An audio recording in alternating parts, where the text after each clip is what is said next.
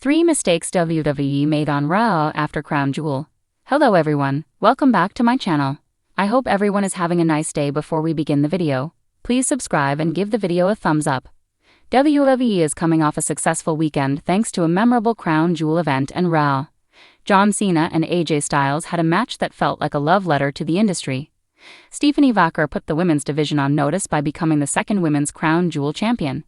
Bronson Reed picked up a shocking win over Roman Reigns, while Seth Rollins finally defeated Cody Rhodes.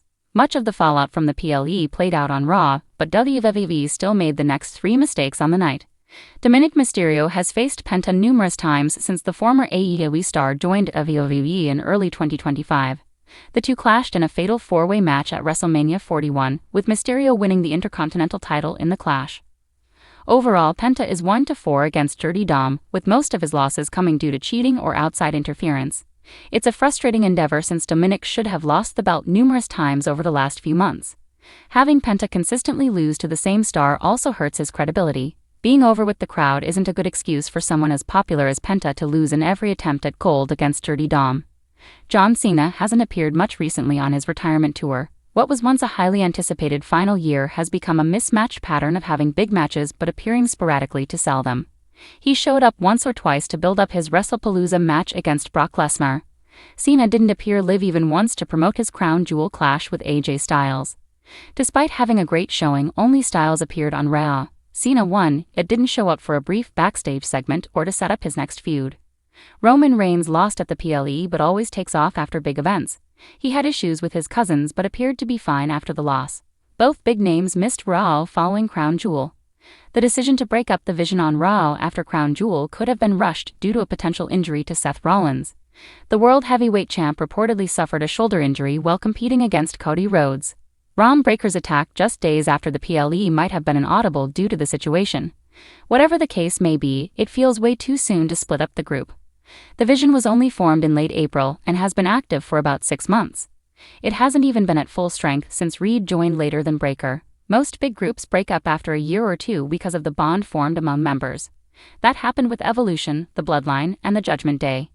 Even if Rollins is injured, the group could remain together with Breaker still taking over. They keep talking about the future, so that future can come at any time.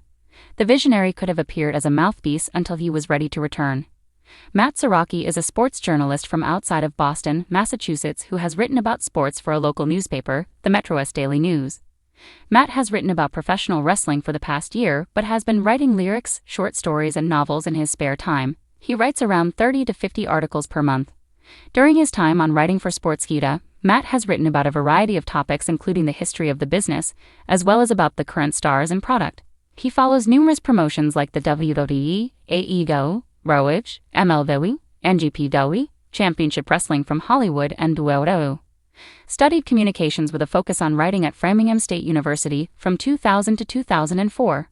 Make Sportskeeda your preferred choice for WWE content by clicking here. WWE Raw following Crown Jewel was expected to be a night of fallout, fresh rivalries, and momentum shifts leading into the next major event, but instead it left many fans questioning several creative decisions that seemed to hurt more than help. While the Red brand delivered some entertaining moments, backstage reports and audience reactions suggest WWE made a few key mistakes that overshadowed what should have been a hot post-pay-per-view show. The Raw after Crown Jewel is traditionally when storylines evolve, new feuds ignite, and the company resets its main event picture, yet this week's episode showed signs of creative confusion. The first major mistake WWE made on Raw was how it handled the aftermath of Crown Jewel's biggest winners and losers. Coming off the high-stakes matches in Saudi Arabia, fans were eager to see how champions and top stars would react. But WWE chose to downplay crucial follow-ups. For example, Roman Reigns, despite his loss, was barely mentioned, and Seth Rollins' victory lacked the celebratory spotlight it deserved.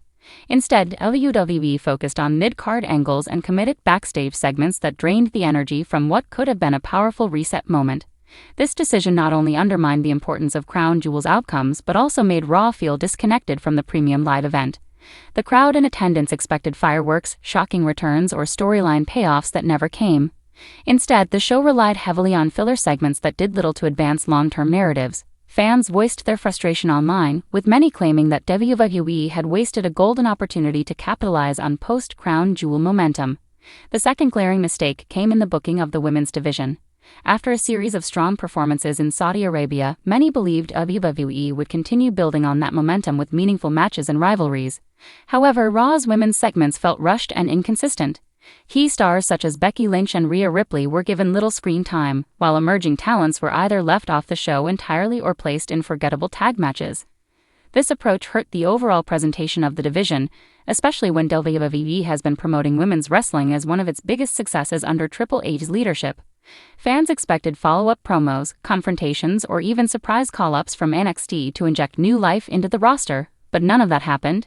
Instead, the creative team seemed to prioritize quantity over quality, throwing together short matches with no clear direction. Even the champions appeared lost in the shuffle, making it seem as though WWE's women's division was an afterthought despite its recent success on the global stage. Many critics believe this episode could have been the perfect platform to set up future WrestleMania storylines, yet WWE failed to capitalize on the moment, leaving fans disappointed. The third and perhaps most puzzling mistake involved the use of returning and part-time stars.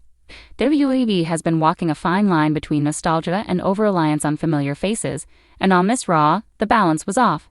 Several surprise appearances were rumored, but none delivered the spark fans anticipated. The company teased major announcements and potential comebacks following Crown Jewel, but when those didn't materialize, it created an atmosphere of confusion and frustration. The pacing of the show also suffered, with awkward transitions and prolonged segments that stretched beyond their welcome.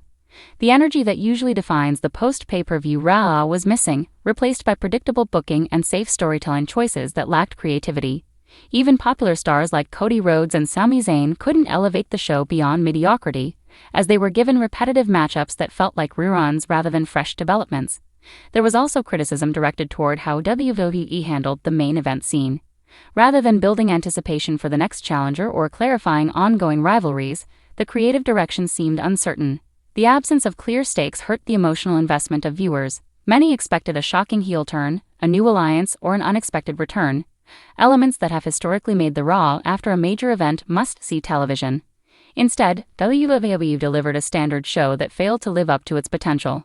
From a backstage perspective, reports indicate that some of the confusion may have stemmed from last-minute rewrites. Triple H and his creative team were reportedly juggling multiple storyline plans heading into Survivor Series, and that lack of focus showed on screen. Certain segments were cut for time, others were rewritten on the fly, and the end result was a disjointed episode that couldn't decide whether it wanted to focus on fallout or setup. Fans who tuned in expecting answers to Crown Jewel's biggest cliffhangers left with more questions than excitement. Social media reactions were quick and harsh, with many calling it one of the weakest post-PPV shows of the year. WWE has been praised in recent months for its improved storytelling under the new regime, but this particular episode felt like a step backward. Instead of continuing the momentum from one of the company's strongest international shows, Raw failed to sustain the energy that Crown Jewel had built. The absence of major stars also didn't help. Without Roman Reigns, John Cena, or other high-profile names to anchor the show, Raw struggled to maintain interest. The pacing issues, coupled with questionable creative choices, led to declining viewer engagement throughout the night. In hindsight, WWE's three main mistakes: neglecting post-Crown Jewel fallout, underutilizing the women's division.